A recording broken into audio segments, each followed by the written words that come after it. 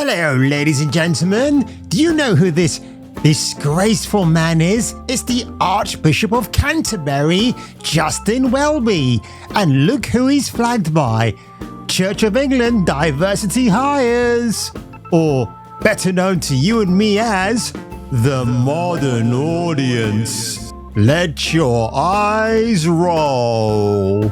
Eat lightning and shit thunder with Jason King on Kung Fu Hot Dog. Rated R. Starts Friday, June 22nd at theaters everywhere. More fun than working with two really hot twins.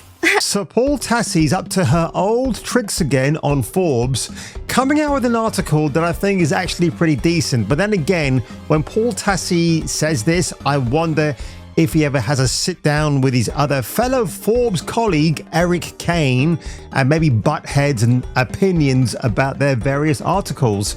But if you don't know the news, and clearly I wasn't even remotely interested in making a video until I saw this article from Tassie about a new Star Wars trilogy, because we all love the original ones, don't we? Yeah. And we love the prequels. Yeah. And did we like the sequels? No. No, man.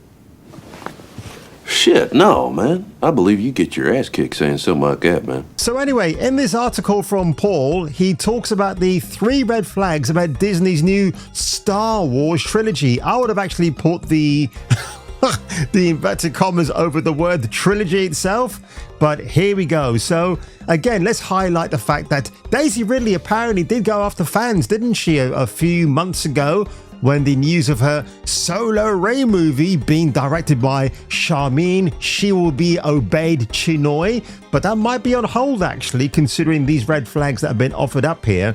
So these days, anything about Star Wars related content, you've got to go, yeah, just have to roll your eyes, don't you? Because nobody is interested at all, which is par for the course, right? And why shouldn't it be? I mean, that new Skeleton Crew show coming out in December with Jude Law, does anybody care? I don't care if you liken it to The Goonies, which is an all-time classic movie from Richard Donner back in 1986. So why on earth would you put those two together? So as Tassie states here, you can be very skeptical about any newly announced Star Wars project. He's absolutely correct. The first red flag he offers up is, well, all his bullet points here.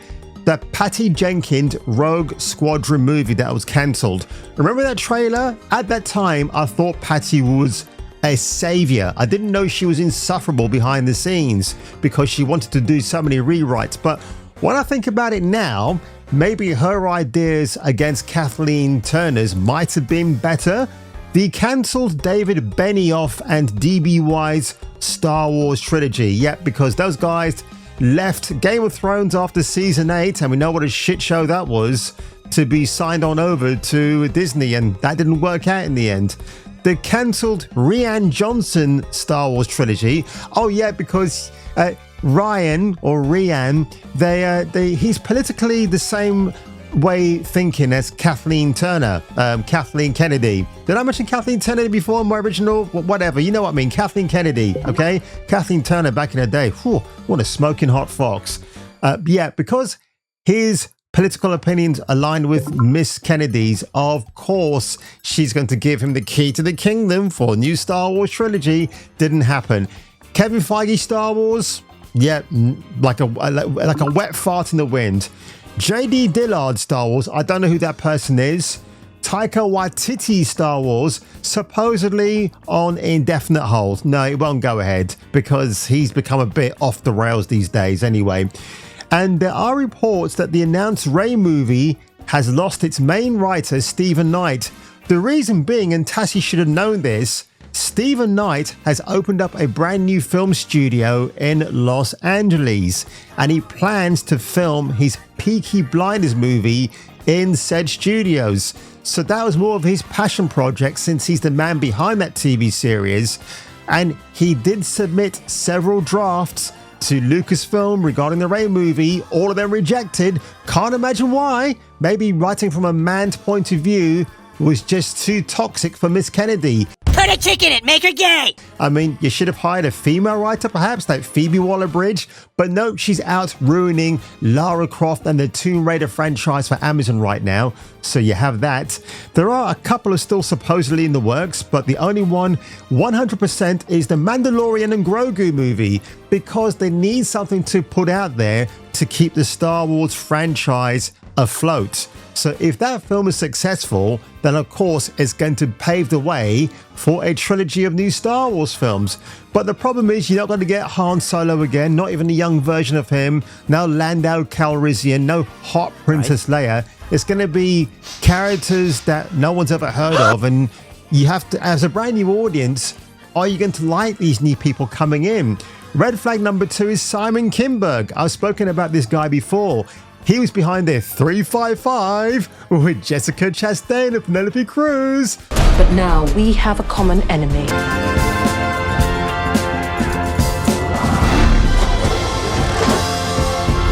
The all-female power squad who beats up men twice their size. God, they forgot about that classic, didn't they? So, yep, of course he had some stinkers in his resume. I mean, X-Men The Last Stand, I actually like that film. I've got a soft spot for it. People always shit on it, but I did actually like it. Apocalypse is terrible. Dark Phoenix is awful. Days of Future Past is very good.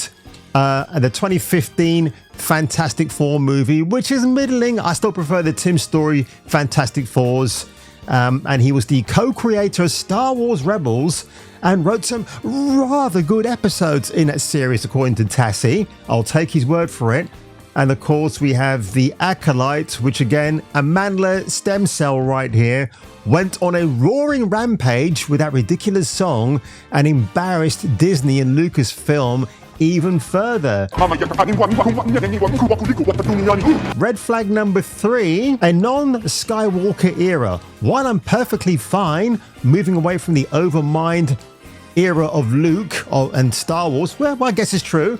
This is something that Disney has really only done once, and it did not go well. Essentially, every Disney project so far is either directly linked to the Skywalker era or literally contains Skywalkers, the last trilogy, except that the last film should have been The Rise of Palpatine, not Skywalker, because Rey is the daughter of Palpatine. So, but at the end, I'm going to change my name to Skywalker. I've adopted my favorite name in the universe. So dog shit. The only completely separated offering was The Acolyte. Massively budgeted, little watched, and was cancelled after one season. And you had these morons on Kickstarter or Indiegogo trying to raise funds for a company called Disney, who have billions of dollars at their disposal. If they go forward instead of going backward, they're going to be doing that without any of the 3 leads of the original movies. That's what I said. And I kid you not, folks, I did not read all the way down at this point until I came to it. So my cold read is pretty much that. So you might have Rey Skywalker, but nobody accepts her like a Skywalker. Why should they? Because we only knew it was the mysterious Rey from the first movie and then the next one after that. It's another sad state of play where, again, people are saying now that Charmin Obaid-Chinoy will no longer be directing the Solo Rey movie, which again has lost its writer. So what are they going to do? They're going to use her again to direct the first movie of this untitled yet trilogy from Star Wars. And honestly, I don't care. Listen, after the Rise of Palpatine, where you had at the end a same-sex couple kissing, that is no place in a Star Wars movie. I grew up on the original movies, and they were wholesome, they were fresh, all for the family. None of this, oh, we're going to bring in some LGBT nonsense into a modern-day Star Wars. Oh my God. How inducing was that? And Paul Tassi, the reason why I'm most skeptical about this guy, he whines and he moans that if he watches a YouTube video content creator talking about one of his articles, that he'll go after that person like Star Wars Theory on Twitter and say, why didn't you link my article in your video? So Paul, if you ever happen to watch this video one day, bro, I ain't going to do the same thing either, because I've mentioned it here and my audience is smart enough to know where to find the article if they so desire to read it even more. And on that one, ladies and gentlemen, yes, I was looking at a pair of tits in front of me, all virtual reality, of course.